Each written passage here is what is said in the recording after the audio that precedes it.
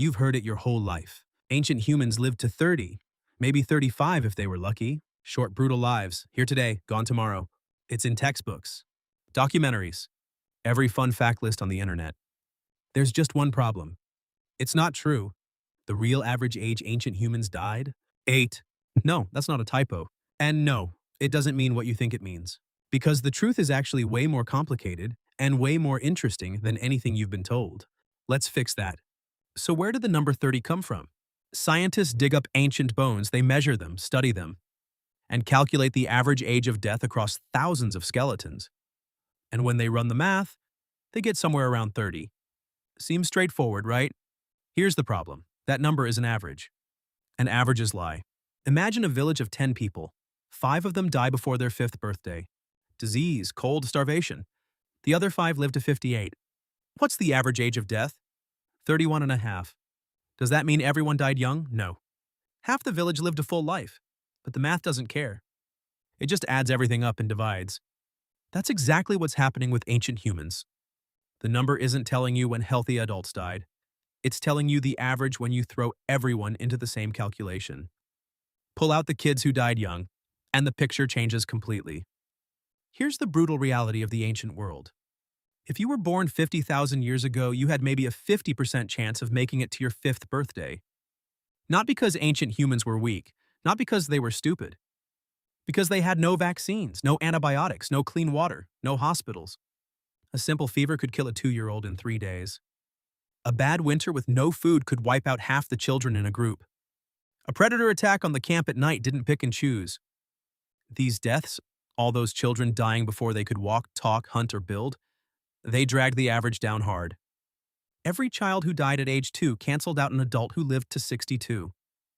This is why the average looks so low. It's not that adults were dying at 30, it's that so many people never made it to adulthood at all. Remove infant and child deaths from the calculation, and suddenly ancient adults who made it past childhood were living well into their 40s and 50s. The number was never 30. The number was always about the children. But okay, let's say you survived childhood. You made it past 5. You're running, hunting, building fires. What was actually trying to kill you now? Not what you'd expect. Killer number 1, your teeth. No dentists, no painkillers, no way to pull a tooth safely. A tooth abscess, an infection at the root, could spread to your jaw, your skull, your brain. People have found ancient skeletons with massive abscesses that clearly went untreated for months. An infected tooth didn't just hurt. It killed you slowly, agonizingly. Something that a 10-minute dentist visit fixes today was a death sentence 50,000 years ago. Killer number 2, a cut on your hand. Looks like nothing, feels like nothing. But without antibiotics, a small wound could get infected within days. That infection could spread up the arm. Become sepsis, shut down your organs. Ancient humans didn't die dramatically in most cases. They died from small things that got out of control. A thorn, a scrape, a bite from an animal during a hunt. Your immune system was strong, but it wasn't magic. Killer number 3, childbirth. This one is hard to think about. For most of human history, childbirth was one of the most dangerous things a woman could go through. Complications that modern medicine handles in minutes, positioning, blood loss, infection, were unsurvivable without help. Studies suggest that maternal mortality during or shortly after birth was extremely high, likely one of the top causes of death for women between ages 15 and 35. Every birth was a gamble. Killer number 4, winter. You hunted, you gathered, you stored what you could. But if the hunt failed and the stores ran out and the snow kept falling, you starved. Not dramatically, not quickly, slowly, painfully. Children first, then the elderly, then adults. Winter wasn't just cold. For ancient humans, winter was a deadline. Here's where the story changes. If an ancient human made it to 15, survived childhood diseases, survived the dangerous early years, made it to the point where they were strong, fast, capable, they had a very real shot at living another 35 to 40 years, to 50, to 55, sometimes beyond. We know this because we have the skeletons to prove it. Archaeologists have found ancient human remains with healed fractures, bones that broke and grew back together. That takes months of recovery. Someone had to take care of that person. Feed them, protect them while they couldn't hunt.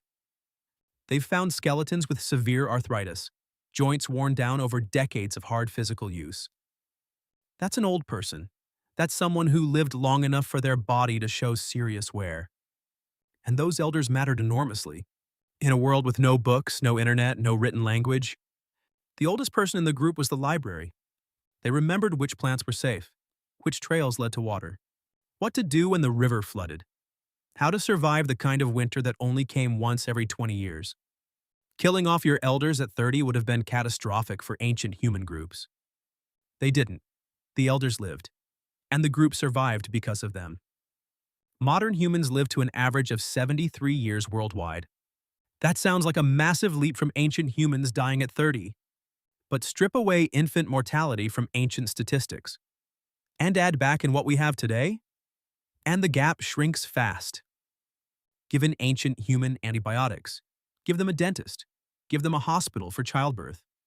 Suddenly they're not dying at 30 anymore. Suddenly they're living to 55, 60, maybe more. Because biologically, you are basically them. Same brain, same body, same immune system, same DNA. The difference between you and a person from 50,000 years ago isn't genetics. It's infrastructure. It's the fact that a small cut on your hand doesn't kill you. It's that your children survive. It's that winter doesn't mean starvation. You didn't evolve to live longer. You just built systems that let you reach the age your body was always capable of reaching. So let's put this to rest. Ancient humans didn't die at 30. The average age of death was around 8 because so many children died before they could grow up. That number is real. That number is devastating. But it doesn't mean what people think. Adults who survived childhood lived long, hard, full lives. They hunted, they built, they raised families. They grew old by their fires and passed down everything they knew. They weren't fragile, they weren't weak. They were running the same hardware you're running right now, just without the updates. What actually killed them wasn't old age at 30. It was a bad tooth, a cut that got infected, a winter that came too early, a birth that went wrong. Small things, everyday things, things we solved with science and medicine. The next time someone tells you ancient humans died at 30, now you know the truth. And honestly, given what they were up against, it's kind of amazing they made it as long as they did. If you want to know what else ancient humans were actually dealing with every single day, stick around, we're just getting started. Shanidar 1, a Neanderthal with one arm, going deaf, partially blind, was kept alive for over a decade. Not because they had to, because he knew things nobody else knew.